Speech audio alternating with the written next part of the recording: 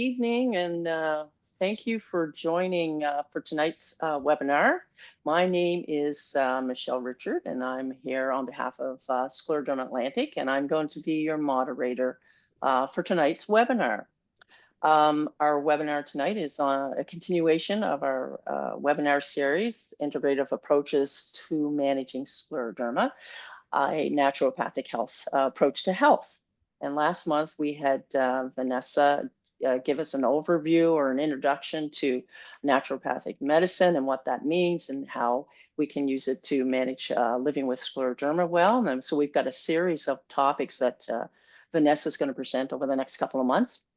And excited to be hearing about tonight, Nourishing Diets and Nutrition 101 for people with scleroderma.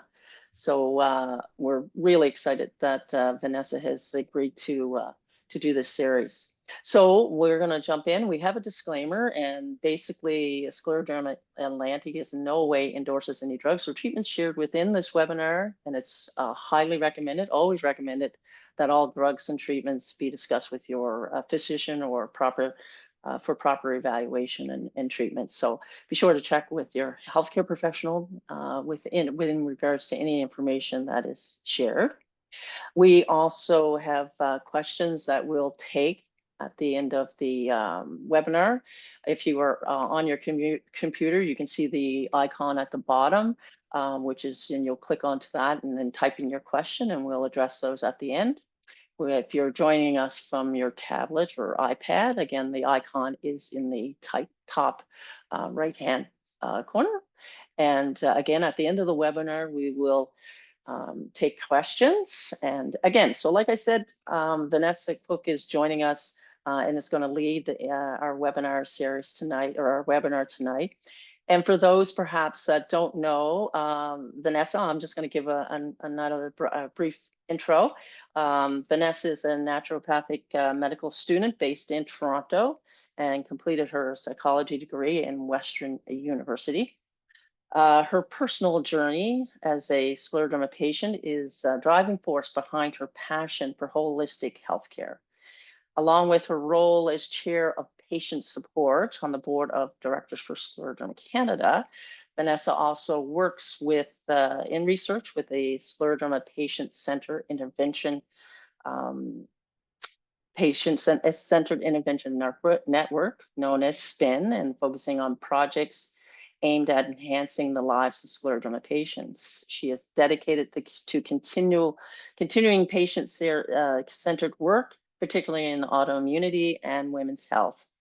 Vanessa's holistic approach to healthcare reflects the commitment to making lasting impact on individuals dealing with scleroderma by integrating personal experience, academic knowledge, and research expertise. And we are thrilled that she is presenting this webinar series for all of you. And so thanks again for joining us. And I'm going to turn it over to Vanessa, and then we'll join back at the end to entertain questions. All right. Hello, everyone. Thank you so much for having me, Scleroderma Atlantic. I actually woke up today extremely excited to talk about nutrition. It's one of my favorite topics in our toolbox for naturopathic medicine. So this is probably, out of all of the webinars we're doing, the one that I'm looking forward to the most. So thank you so much. I'm going to go ahead and try and share my screen here. Michelle, maybe just give me a thumbs up or say if we're all good once I get this going. All good? Beautiful. Okay. And you can still hear me okay? Awesome. Okay. So welcome back. If you joined the last one, if this is your first one, this is our Integrative Approaches to Managing Scleroderma. And it is a series. I'm going to go over it really quickly, what we've got planned. So this one is on Nutrition 101. We're talking nourishing diets for people living with scleroderma. Just a couple of disclosures before I get started. I do research with SPIN, so that's the Lady Davis Institute of Medical Research, and they are out of Montreal. I'm also a Scleroderma Canada board member. I currently attend the Canadian College of Naturopathic Medicine. I'm in my third year of that. And then also this is brought to you by Scleroderma Atlantic, obviously. Just a disclaimer that this is not medical advice at all. This is very much intended for self-educational purposes. It's not a substitute for professional medical guidance, diagnosis, or treatment. So please always consult your doctor or naturopathic doctor if you have any questions or ideas, even regarding diet. If there's something that you would like to integrate, just make sure you're double checking with your practitioner first. So hello again, my name's Vanessa. Just in case anyone missed the last one, I'm a third-year naturopathic medical student, but first and foremost, I am also a patient living with scleroderma. As Michelle mentioned, I was really inspired shortly after I was diagnosed to kind of seek out different ways in treating myself with scleroderma. But then I also became very inspired when I saw a lot of patients that had found healing through holistic healthcare, through diet, through supplements, all of these other things that we might kind of take for granted. And it's just something that I really delved my toes into, and something I'm pursuing personally and in my career right now. So just a bit of our webinar breakdown, again, in case you missed the last one. Our last one was on an introduction to naturopathic medicine. January, of course, is Nourishing Diets. February, we're going to be talking about gut health and scleroderma. We touch a little bit on it today, but we'll be doing a full deep dive on it in February. For March, we will talk about pain and fatigue. April, understanding hormonal health and scleroderma care. And then May, kind of having a full circle moment, looking at long-term strategies and sustainable habits. And so far, we've been aiming to do this at 6 p.m. EST, 7 p.m. AST on the last Monday of every month. That's what we're kind of aiming for going forward. So diet and nutrition, just to start off, why does this matter? So scleroderma is an inflammatory condition with common food and GI sensitivities. So what you can eat actually influences inflammation, gut health, energy levels, and GI pain and discomfort in the body. So through diet, we can combat oxidative stress, which we talked in our last webinar about in the body, modulate immunity, and make the body more tolerant to adversities by adhering to different dietary recommendations.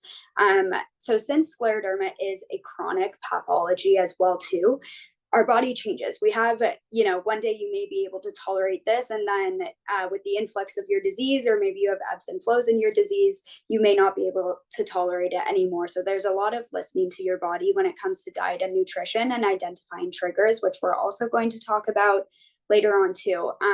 But just kind of a synopsis as to, can food actually have a big impact? And I'm here to say, yes, it definitely can, especially in something chronic like scleroderma. So understanding scleroderma and diet. So living with scleroderma affects many different aspects of your health and well-being, meaning that optimal treatment should have an integrative approach. So we see in scleroderma, there are tendencies for malnutrition, nutritional deficiencies, GERD, SIBO, pseudo-obstruction, reduced motility, Raynaud's fatigue, etc. We're going to dive into a little bit of this further. And then also our goals of treatment. So I thought this was something that's very important, especially from my standpoint in wanting to treat people with scleroderma, especially through nutritional means, is one of the biggest things is addressing malnutrition. So even if we're not 100% sure if we have dietary malabsorption in the body, we often do feel the symptoms of it before we might know. So, maybe you don't have a blood test saying you're vitamin D deficient or B12 or iron, but you feel fatigued or you feel bloated, or you can tell something's off with digestion. So that's one of the first and foremost things is we want to address malnutrition. We want to improve quality of life. I always say food is first and foremost in my life. I mean, my last name's Cook, so it comes pretty naturally. And I think food can be such a centering aspect and is a centering aspect in many people's lives. So how can we improve your quality of life? How can we get you eating the foods that you want to eat and enjoy eating, and have that still be a staple in your life while dealing with this very chronic disease? And then obviously managing and improving symptoms. So evidence does show that nutritional management is a key component of care for patients with scleroderma, and it can ultimately overall improve well-being and patient outcomes. And this is something that's very documented in the literature thus far. I always say with nutrition, it kind of seems like something that's like, oh, nutrition's whatever, but I definitely think that there can be, and have seen, a lot of profound impacts once diet is really considered, and once there are these things and tips and tools that we're going to be talking about today, and then integrating them sustainably, the profound impact that they can definitely have on our well-being.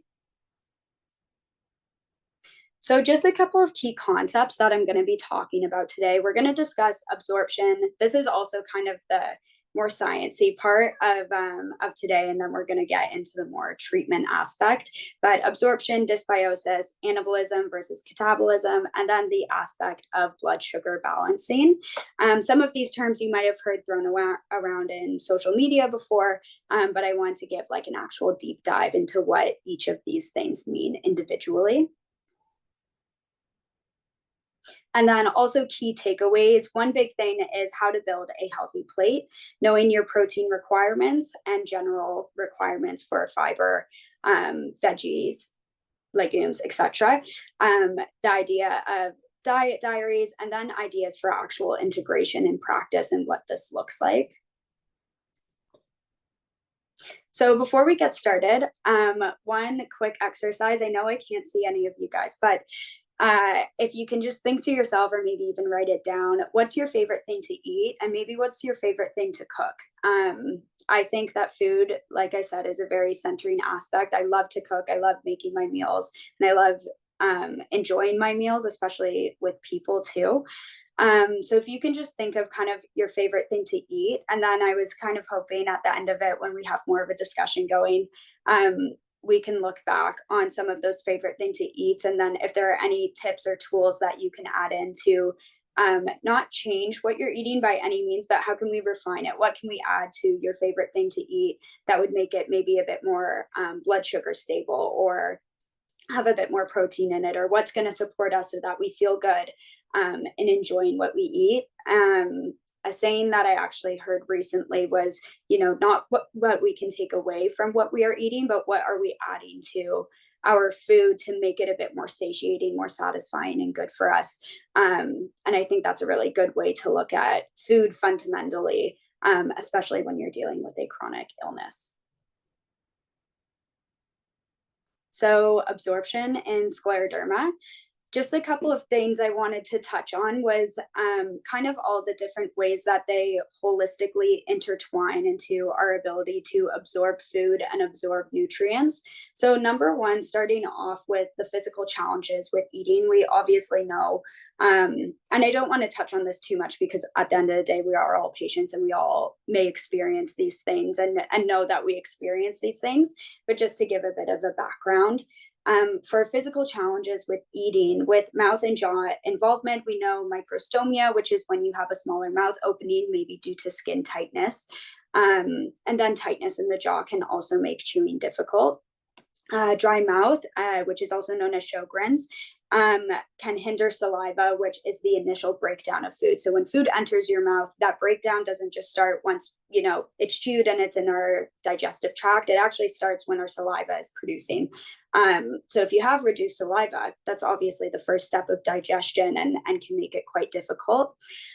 Something that I also think is very much overlooked is contractures in scleroderma, in addition to Raynaud's. So I think we can all attest to, maybe loving ice cream or maybe loving a popsicle or something cold. However, is that ideal for someone with scleroderma? Likely no, due to Raynaud's, and that can be really difficult, and something that I don't think a lot of people, when they're looking at their diet or talking about their diet, necessarily think of, our cold foods and cold vegetables, or even from an Eastern perspective, cold foods, how are those not beneficial for people living with scleroderma? And then in addition, dental concerns too. There are a lot of different, for instance, caries or cavities, etc. In addition to the small mouth opening, can make these issues a lot harder and ultimately lead to absorption. I know this is like the furthest away from absorption issues, but it's kind of the first step into, these are barriers that we need to consider when we're living with scleroderma. The second being esophageal dysfunction. So esophageal tightening, aka dysmotility, is weak, uncoordinated muscle contractions that impair food movement into the stomach. I'm sure many of us here have probably had to have our esophagus dilated or maybe experience different choking episodes. So that's also something that we want to consider when we're looking at absorption issues with scleroderma. And then also acid reflux, GERD, as I'm sure many people are aware of, as the stomach acid backflow into the esophagus, and that causes irritation and damage both into our esophagus and our mouth and stomach as well. Stomach issues, meaning gastroparesis. So we're having slower digestion in the small intestine, which can ultimately worsen SIBO and absorption issues. SIBO being small intestinal bacterial overgrowth. I'm sure also many of us have heard of that too. And this is essentially an overgrowth of bacteria that disrupts nutrient absorption, leading to bloating, diarrhea, malnutrition, etc. And these all have various symptoms that come with it, stomach pain, bloating, uncomfortability, not feeling good after you eat a meal. Heaviness in the body is also a very common one that I've heard of too. Yes, this was so moving on to malabsorption in the large intestine. We do sometimes see with a chronic inflammatory disease that there can be damage in the intestinal lining. So this may impair the absorption of water as well as certain nutrients. And then dysbiosis, an imbalance of gut microbiota that can further reduce nutrient absorption and affect overall gut health. And then lastly, kind of coming full circle to nutritional consequences. This may be where you're experiencing weight loss. You're not able to put on weight no matter how much you're eating, malnutrition due to this, and then also deficiency. So we can kind of see that there are these many things at play, and I don't like to isolate them either. When we look at physical challenges, these are ultimately impacting weight loss. If it's harder for you to eat or harder for you to put food in your mouth, and then it's harder to swallow food, that ultimately is also going to make us lose weight, in addition to having inflammation and malabsorption in different intestine states. So just kind of looking at that holistic picture, that it's even if you're not experiencing one of these, there could be other areas as well too, and to not sell yourself short, because there's a lot going on in this disease, especially when it comes to GI stuff. And then just talking about dysbiosis. So what is dysbiosis? By definition, it is an imbalance in gut bacteria. So where the harmful bacteria outweighs beneficial ones. I'm sure we've all heard of having good gut bacteria and bad gut bacteria. So this is very important because the gut microbiome plays a key role in digestion, nutrient absorption, as well as immune function. There's also a lot of newer research coming out about the gut-brain connection, which we can talk about in our next webinar as well when we go a bit more into gut health. So, it actually has an impact in mood and a lot to do with immunity. I'm sure many of us have heard of the term that the gut is kind of the second brain. And that's something that, we take for granted as well, as how much the gut actually controls a lot of our life. So how scleroderma can impact the microbiome? As mentioned, there's reduced motility. So we have slower movement through the GI tract, which can promote bacterial overgrowth. This can potentially also lead to small intestinal bacterial overgrowth, SIBO, which we mentioned, leading to bloating, diarrhea, different nutrient malabsorption issues, as well as chronic inflammation. So scleroderma-associated inflammation, ultimately disrupting gut microbalance. Different symptoms of dysbiosis and scleroderma that we may see that are currently documented are bloating, gas, diarrhea, constipation, malabsorption in nutrients. So if you've ever had your nutrients tested, for example, iron, B12, vitamin D, different fats, etc., that's more of a quantitative measure of it. And then increased fatigue as well as discomfort. Very quickly, just some nutritional and therapeutic considerations that we may consider when we look at dysbiosis is the use of antibiotics. It was a recent use of antibiotics in the body, and then can we maybe integrate some pre and probiotics to help restore microbial balance, dietary changes, more incorporating fiber-rich foods and anti-inflammatory foods to support our gut, and then treating SIBO or chronic inflammation if it is there in the body. And why this matters, essentially dysbiosis exacerbates GI symptoms and worsens malnutrition, and maintaining that healthy gut microbiome is definitely essential in improving quality of life. I want to say for everyone, but especially also for patients living with scleroderma too.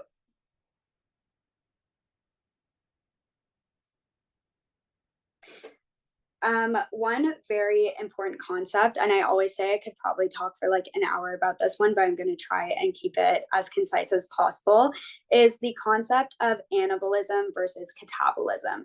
So in anabolism, it is the ability of the body to build up muscle due to something called muscle protein synthesis. Catabolism is essentially the exact opposite. So I want to think of anabolism, we're building stuff up. Catabolism, we are breaking it down.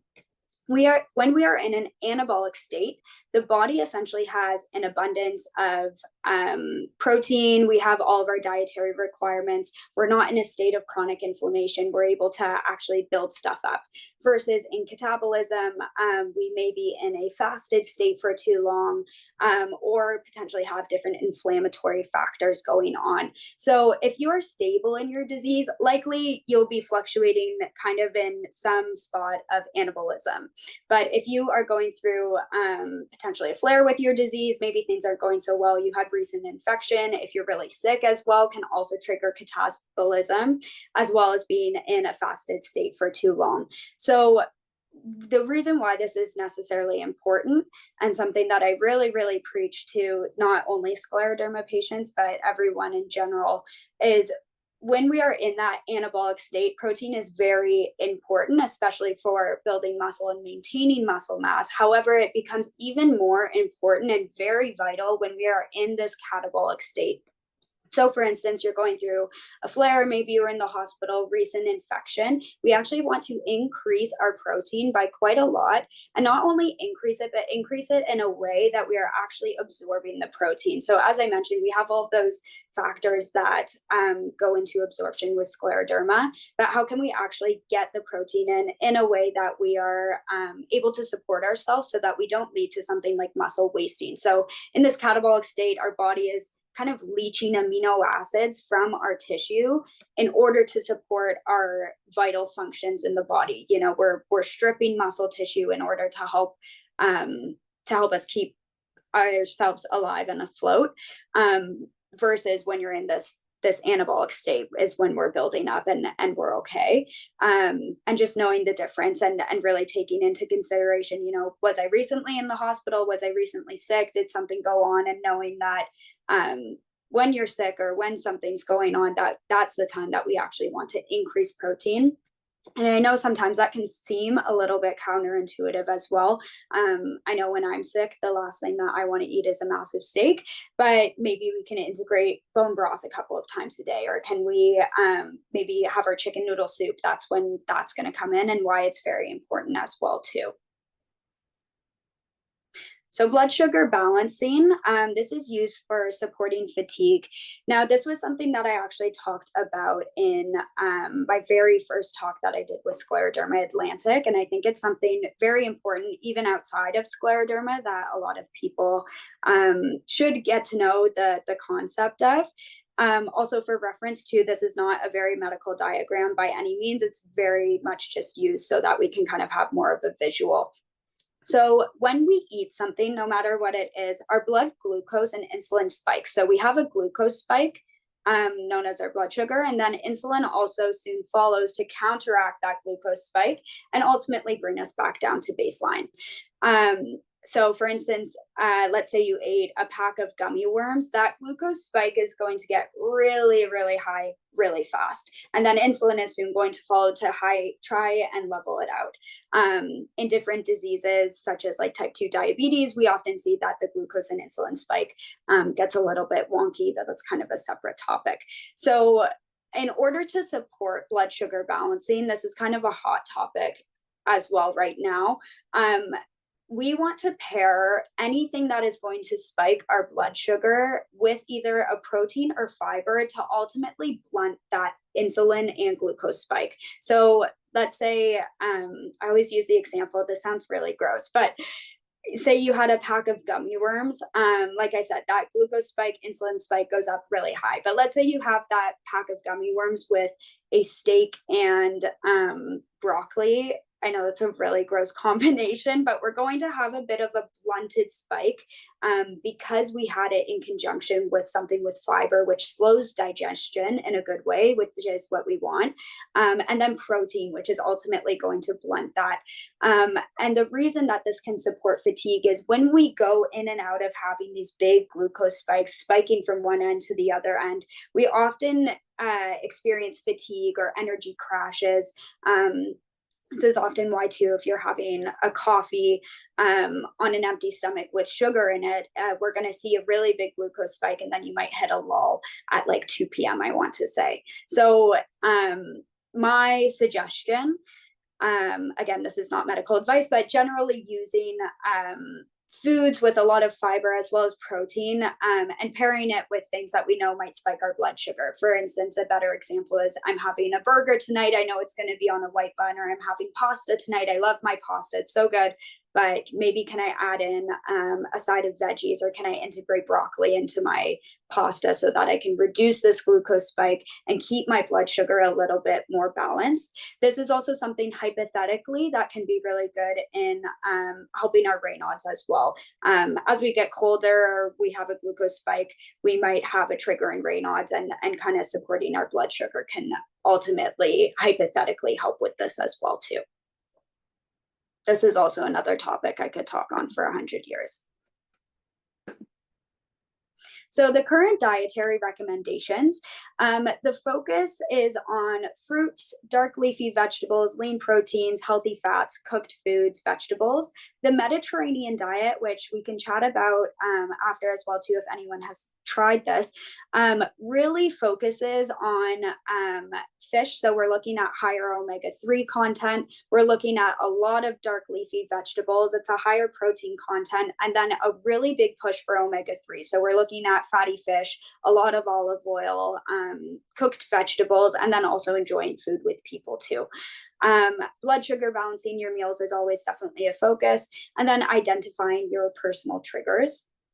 For people living with scleroderma, we are looking to avoid processed foods, refined sugars, such as pasta. A lot of people don't think of pasta and bread as a refined sugar, but that's what we're talking about when we mean refined sugar.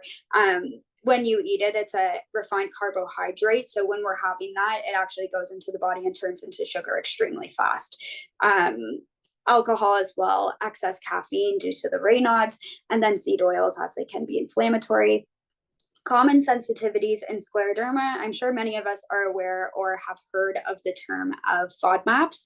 Nightshade vegetables, such as eggplants, tomatoes, red peppers, caffeine, carbonation, and then also peppermint. If you experience GERD, that can actually open our esophageal sphincters and then lead to a bit more acid reflux. So that's something that we generally avoid, or is a common sensitivity. Also, disclaimer here, sometimes FODMAPs don't bother people. I find I'm generally okay with garlic. And does that mean that every person with scleroderma is or isn't? No and yes. So just knowing that, you know, this is never like a hard no, hard yes. There's a lot of individuality when it comes to dietary recommendations for people living with scleroderma. In general, talking about inflammatory ingredients, as we mentioned, refined carbohydrates. So those are kind of your pastries. Everything good in life is a refined carbohydrate, but your pastries, if we can have like a switch for more whole grain bread, even sourdough bread, because it has probiotics as well as a bit more fiber in it. Added sugar is always a good thing to look for.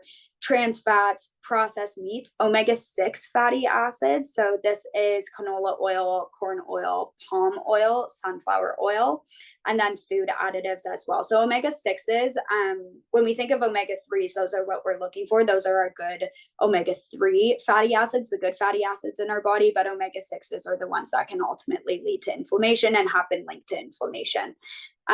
Food additives as well as individual food sensitivities. I always kind of give the example too for inflammatory ingredients that there was one time I was looking for a different oat milk in store, and I actually decided to, take a look at the ingredients. And I remember leaving the store, one, without oat milk, but also two, with the awareness of, you wouldn't believe how many food additives there are to things, lots of gums, lots of emulsifiers, and lots of oils. And while these may not bother every single person, they can often be a reason for inflammation. So it's always worth it to check out your ingredients, check out the ingredient list. And I don't say that to fearmonger at all too. Eating anything at the end of the day is better than eating nothing, but just being a bit more mindful. Did you experience bloating after having your latte, and was there something in the latte, or was it something that was triggering for you? And then on the flip side, there are lots of good things that we can also eat too. So anti-inflammatory ingredients are generally tolerated herbs, spices, olive oil, fatty fish, flax seeds, berries, leafy greens, avocado, coconut oil, bone broth, fermented foods, green tea, nuts, and oats. And just to touch on some of these, again, tolerated herbs and spices, because this very much is very individual, especially for people with scleroderma. So please take all of this with a grain of salt. But when we look at something like turmeric, which contains curcumin, which is a potent anti-inflammatory and supports our joint and gut health. We look at ginger, which sometimes can be a little bit iffy for people with scleroderma. So again, if that's you, please ignore this. But that can reduce inflammation, soothe the digestive system, and alleviate nausea. So generally what I see in clinic is that we prescribe ginger either in a capsule form or in tea form. For cinnamon, contains antioxidants, also helps to balance our blood sugar. And then heading on to a lot of the omega-3 rich foods that I mentioned. So fatty fish, salmon, mackerel, sardines, all contain something called EPA as well as DHA, and they essentially reduce systemic inflammation in the body. Chia seeds are a plant-based form of omega-3. So if you're not someone that consumes meat or fish products, chia seeds, flax seeds are also fantastic. Very great for gut and heart health, as they're very high in fiber. Flax seeds, as I mentioned as well, rich in ALA, and it is a plant-based omega-3 that reduces inflammation in the body. Walnuts are also another great example of this. For fruits and vegetables, as we mentioned, the berries, blueberries, strawberries, raspberries, all high in antioxidants. Leafy greens, rich in our polyphenols, vitamin A, C, and K. Broccoli contains something called a sulforaphane, and it's a compound that essentially reduces oxidative stress in the body, so combating something called free radicals when we have a lot of inflammation in the body. And then our healthy fats, which we mentioned, olive oil, which is high in monosaturated fats and polyphenols. Avocado, rich in our monosaturated fats and antioxidants. Coconut oil, which is also very naturally anti-inflammatory and is a medium chain triglyceride. I touched on it very briefly, but our gut healthy foods, so fermented foods, sauerkraut, kimchi, kefir, yogurt, these all help improve our gut microbiome balance. Something also to consider with scleroderma too, sometimes fermented foods aren't always as well tolerated. So I usually say starting off with something simple, kind of like a yogurt or a kefir. And then also bone broth, something that contains a bit more amino acids to help support our gut, and has a bit more glutamine in it to help those bonds in our gut as well. In terms of anti-inflammatory beverages, green tea contains something called ECGC, which is known to combat inflammation. Our nuts and seeds, which are generally high in different vitamins, zinc, magnesium, and pumpkin seeds, etc. And then also our whole grains, such as quinoa and oats, they provide a really great soluble fiber option.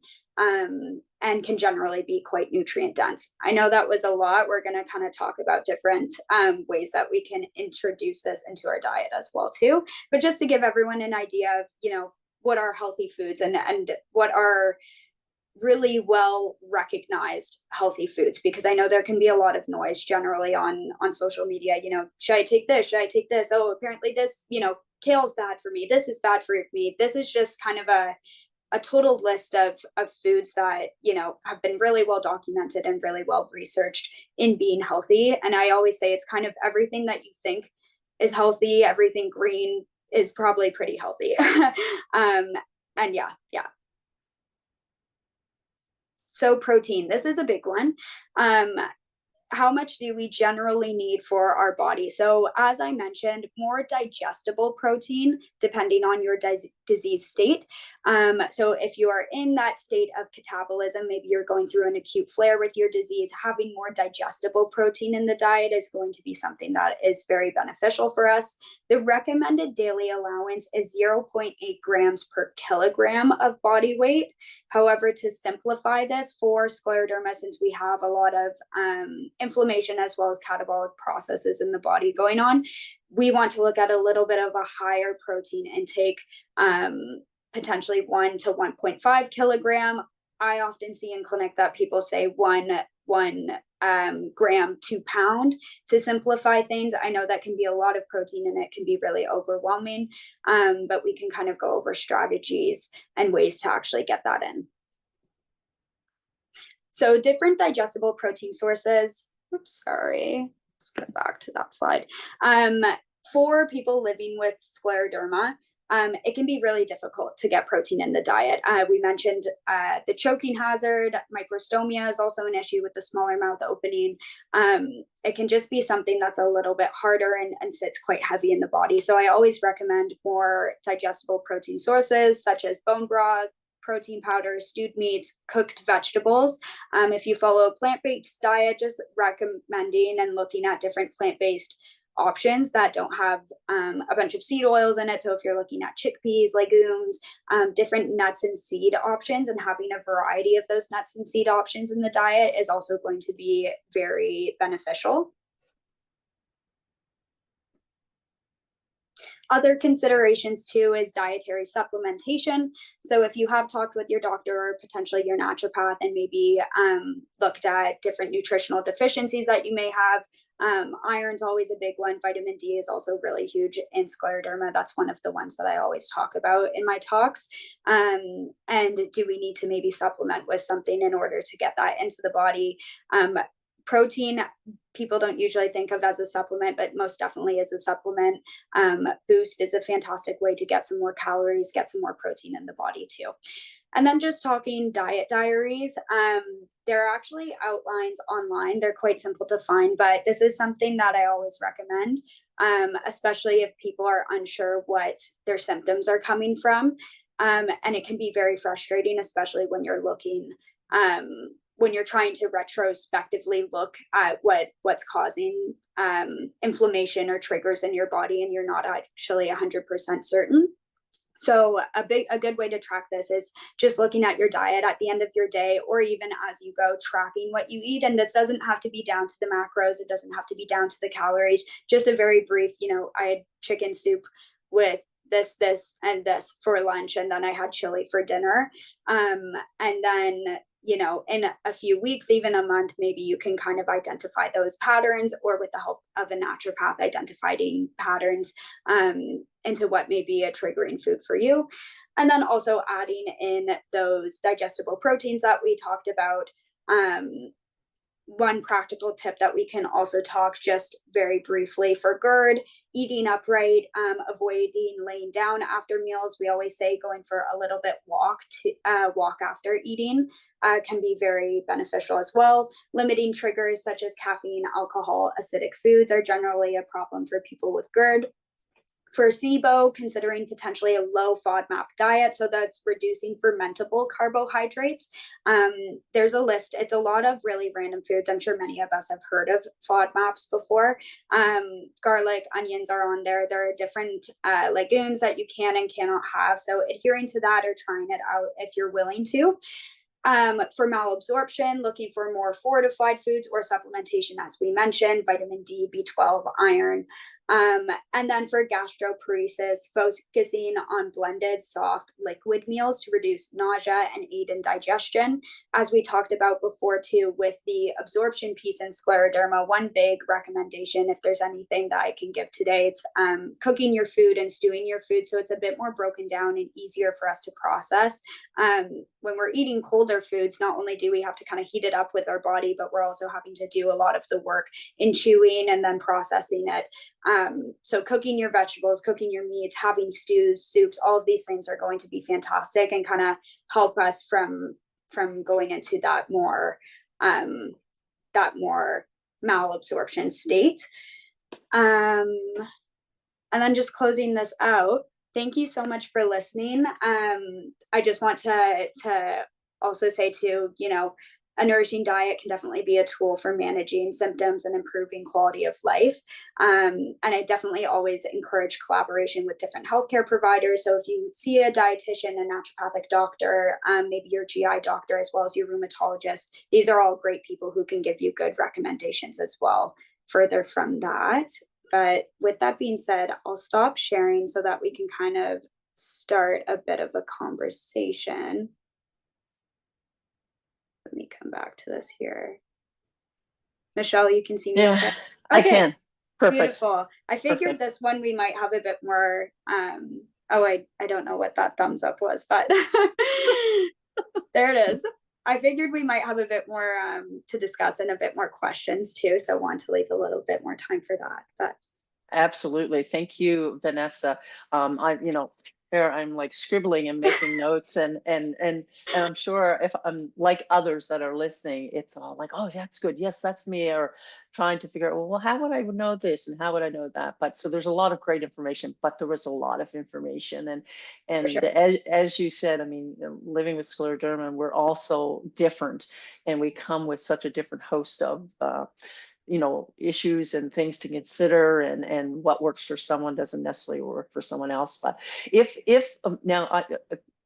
we'll go to questions, I think we do have some questions coming in. But so where would one start in terms of saying, now where will I start to figure out what are some of my issues? Like if I know my symptoms, but if you wanted to try to figure out, well, do I have absorption or issues and so forth, how would you do that through blood work to get a sense of your panels of what your vitamin D and all that type of thing? Would that be a good place to start? I do recommend it for sure. I think for the average scleroderma patient, because obviously this is very individualized, generally looking at symptoms as well too is a big thing. So are you someone who experiences bloating? Do you experience constipation or diarrhea? Because those are telling us two different things kind of in the body. But then also to always following up with blood work is never a bad idea. We're looking at our vitamin D, iron, B12 are really good things to keep check on. Because especially those are going to tell us if we're having absorption issues in the body for sure. Yeah. Okay. Well, we do have some questions coming in, so I'm not going to ask any more because I would probably take up the rest of the time. But we do have a question from Roseanne. Roseanne, so glad that you're joining us. Does the flax seeds need to be ground? Yes, great. I actually saw you say that. That's a really good idea. Definitely great to ground them. We're able to absorb them way better and actually access the good stuff. One big thing as well is keeping it in a dark container. So if it's in a bag that's not transparent, that's also completely fine. And then in the fridge too, because then that's keeping it from oxidizing. When they oxidize, we also get some weird stuff that's not necessarily beneficial. So dark container, ground, in the fridge. Those are the three things I will say for flaxseed. Okay, perfect. So are you seeing you're seeing the questions as well? I think I saw Vanessa? one. Okay, so Heidi has a question. Is 100% whole wheat bread also considered a refined sugar? Also, is brown rice a recommended grain? Okay, really, really good question. Those are both considered complex carbohydrates. So when we have our refined grains, that's more of our white breads, our pastas, things that turn into sugar in the body really fast. But when we have something with a bit more fiber in it, or it's complex in nature, so like your brown rice, like you mentioned, is fantastic. Complex carbs, like whole grains, that's the word I'm looking for. Any whole grain stuff is going to process and absorb a lot slower in the body and turn into sugar a lot slower. So we're not having that massive glucose spike that I was mentioning when we're talking about blood sugar balancing. Okay. Yeah, Excellent. good question. Yeah, so good questions. Good questions, Heidi. Star for you as well.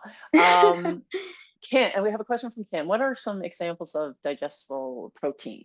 Yeah, so I kind of touched on it really quickly, but looking at something like your bone broth, I know sometimes you'll see on social media, and it drives me crazy, is people will go, bone broth's not protein. It is a protein. However, it's not a full spectrum protein. So when you have a chicken breast, that's technically a full spectrum protein because it contains all of our amino acids that you could want.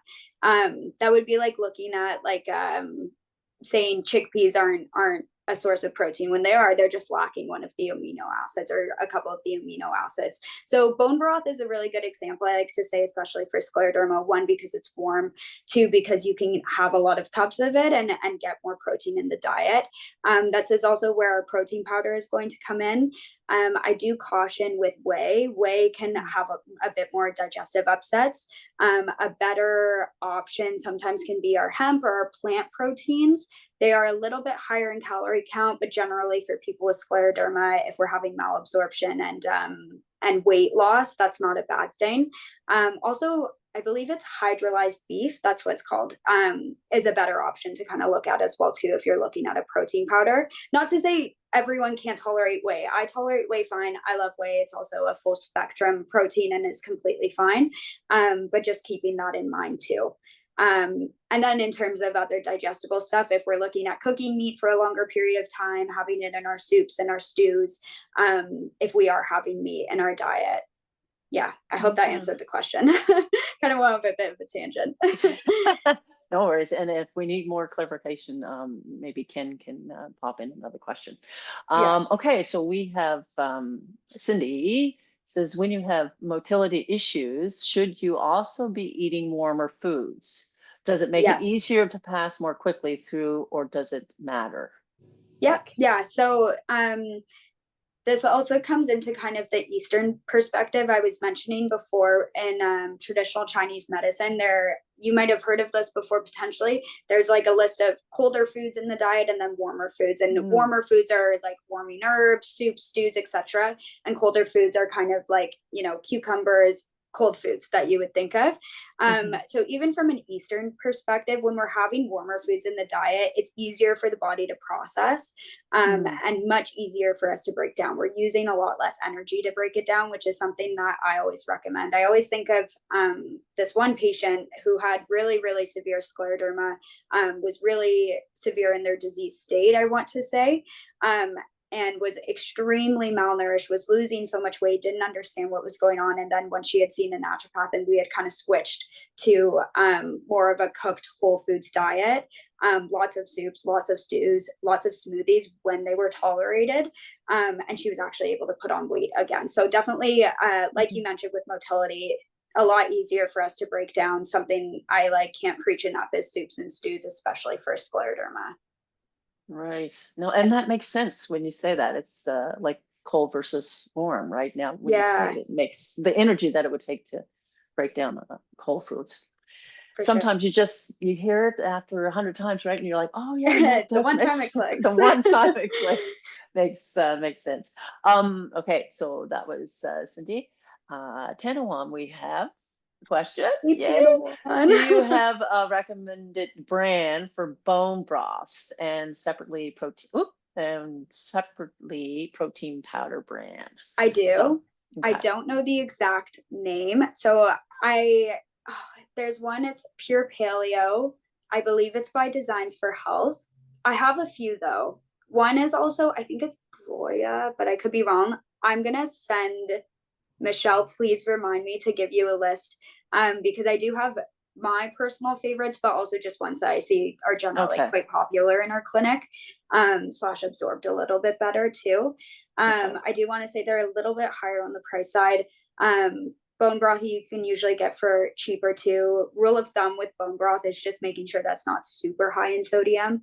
And if it is higher, making sure you're combating that with drinking water, etc. Right. Also, if I can give a little shout out to Hannah Wan, I hope this is okay, but we're working towards doing Yes. some cookbook stuff too. So if anyone is interested, you can always feel free to email one of us after as well. It's something that I'm very passionate about. Hannah Wan has been absolutely amazing and is also very passionate about. We both love food and we both love supporting people with scleroderma. So that's something kind of coming along the pipeline. And if you're interested, please let either of us know. Yes, I think that's an absolutely wonderful project. So very exciting to see that come to fruition. That's going to be a good one. Okay. Okay, we got Cindy's back again. I have heard you mention the Mediterranean diet earlier. What are your thoughts on Whole30 or the anti-inflammatory protocol diet? I'm not 100% sure, or I'm assuming the anti-inflammatory, is this like a protocol that like a doctor or someone has like put out there? And then same with Whole30, I'm assuming is that Whole Foods for 30 days. Okay, I'm I've not not heard of 100% them. sure. Cindy, Yeah, I'll need you to yeah. type back at me. No rush. Um, Mediterranean diet, this is one that I also can talk about for a really long time. It is the most evidence-based slash most research diet. We always have a joke in school, and same with my brother, he's in med school as well, and we'll always go, oh, for what's the answer, A, B, or C, and it's always Mediterranean diet. Mediterranean diet is like the be all end all that's ever come to medical schools, I want to say. And that's just because there's so much literature and evidence for actually having good quality of life outcomes for people in, I want to say, majority across many diseases, not even just scleroderma, but across a lot of diseases too. So that's the one that we have the most evidence for. Okay, interesting. Okay, well, I don't see any more questions oh, nope, no more questions have popped up into our chat. Is there anything else that you would like to add, Vanessa, around I the guess whole maybe topic? just going off of Cindy's question too, because I'm not too familiar with the two diets that you had mentioned. My only caution is I always say with any kind of like, I don't even want to say like Mediterranean diet is like a diet, but any kind of like, I was going to say F45. That's not the term I'm looking for. When people do 75 hard or a juice cleanse or Right. etc. These are kind of like not sustainable practices. So it's always kind of looking at, is this something long-term that I can integrate? And is this something that will be beneficial, not only just for the short term, but will there be consequences after doing it is something that I always kind of caution with people if there's any diet. Okay. A couple more questions. I think we missed the recommendation for the protein powder brand. Yes. Yeah. Kenny, I'm gonna Okay. send Okay. Michelle a comprehensive Okay. list, just because I have a few, Right. but I Bone don't want to broth. mix up the naming of them. Okay. So when Vanessa sends me that list, we can email it to the people that have that registered for this webinar, so we can send it out to that. So I will copy you off a note to remind you, Vanessa, of that list. Yes. And then Thank we you. can email it to the group. Lara, what is your experience with gluten-free and dairy-free? Beneficial? Okay. Yes, I want to say very beneficial, especially it depends what you're looking for. So can you tolerate gluten and can you tolerate dairy is like always my first question. If you can, it's likely not that much of a source of inflammation in the body if you're able to tolerate, completely fine. But if you're noticing bloating or potentially maybe you have I know they do gene testing for the celiac gene. If you have a predisposition at all for celiac, then that's kind of where we'd want to look at it as well too. So is it necessary for every single person to go gluten-free and dairy-free? No. Would it maybe help a lot of us because a lot of us have intolerances? probably, yeah. So completely individual. I think it depends if you're able to tolerate it or not, is my experience with that. Mm-hmm. For people as well too, even myself included, I get a lot of my protein. I follow more of a, I actually was plant-based for, I want to say 10 years of my life. Then I started eating fish, and now I actually eat meat, but not a lot. So a lot of my protein actually comes from milk products like cottage cheese, Greek yogurt, etc. So if you're able to tolerate it, knowing that, there are different ways to integrate good stuff of dairy in the diet. But again, too, yeah, if you're not able to tolerate, then that's a different story. Mm. Yeah. Yeah.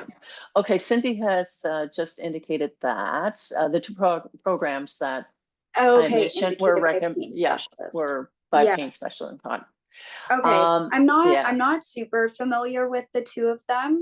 So I'd probably have to look. I'm gonna write them down. It was another answered. Yeah, it was and it disappeared. So what was it? Something 30, and maybe Mary Ellen, you might still have those questions, or you can pop those two programs back in, Cindy. That would be fantastic. If you pop over to the answered tab in the Okay. anybody that's attending can also see. I've been doing my best to type out the answers as well. So thank you, Mary Ellen. That's so helpful. You should be able to see. Yeah. Okay. Thank you, Mary Ellen. And that voice that pops up, right? It's like, that's Mary Ellen in the background. Perfect. It was Whole30 or the anti-inflammatory protocol diet. Okay. Yeah. Perfect. I'll take note of those. I can look into them, and then maybe we can email back and forth. Because I'm not too familiar with either of those two. Okay. So also with total body collagen was the collagen powder that was recommended by Cindy's naturopath. Okay, yeah, that's cool. I was gonna say, I get asked a lot on collagen as well. Technically collagen powder can be beneficial for like our joints, our bones, etc. The one thing that I also caution with scleroderma, however, again, this is a recommendation from your naturopath, so this is not to change anyone's perspective or anything, but in general, I always caution with collagen, just since scleroderma is a collagen dominated disease. We have an excess of collagen in the body. Whether that translates actually into the collagen that we absorb in the way that we do is a whole different host, and we don't actually have that much literature or research on it. It's just something that I personally caution. But that's my only thoughts on collagen. But yeah, that's good to know if she recommended it. Yeah, and Cindy said she had questioned that too, but she said that it didn't affect it. So that's good. Good to hear. Yeah, good to hear. Rhonda asked about sourdough. Your thoughts on sourdough bread? Rhonda, you're speaking my language. I had a big sourdough phase. Like I think like 6 months ago, I was making like sourdough probably like every other day. Really great for the probiotic content. It's naturally fermented, so it's easier to digest for one. So if you are someone with scleroderma that really enjoys bread, this may be a better option for you if you find that you can't tolerate it as well. So easier to digest due to the fermentation process. Also has a lower glycemic index, so it doesn't turn into sugar right away in the body. So we're able to have like a bit of a reduced glucose spike. There's a couple of other things with it, but I can't think on the top of my head. But otherwise, great option. I love sourdough. I think it's obviously, don't eat sourdough for breakfast, lunch, and dinner, but fantastic every now and then. And if you get into making it, even better. It's a big process. I really commend anyone who can do it well. Agree. Okay, fantastic questions. Great information. I'm sure I will sleep well. And I say that I'll probably be processing things and they'll jump up, but great information. Vanessa, you're so passionate about it, and it's a pleasure to listen to you present stuff that you're passionate about. You. So thank you very much for sharing tonight. And we're going to see you back here next month. And Roseanne says, thank you for a great presentation. We're going to see you back here next month in February for balancing gut health in scleroderma. Yeah. So yeah, so we'll look forward to that. For everyone that's joined, and for those that weren't able to make it tonight, we'll post, Mary Ellen will process our video and put it up on our YouTube channel. So all of the videos will be posted there. So you can always check that out and read for a repeat. So we appreciate that. And for everyone else, we hope to see you next month, and enjoy the rest of your evening, and we'll say good night. Awesome. Thanks, you guys. Thanks for coming out. And thank you, Scleroderma Atlantic. I love talking about this stuff. So great seeing you. Great. Thanks and good night. Have a good one.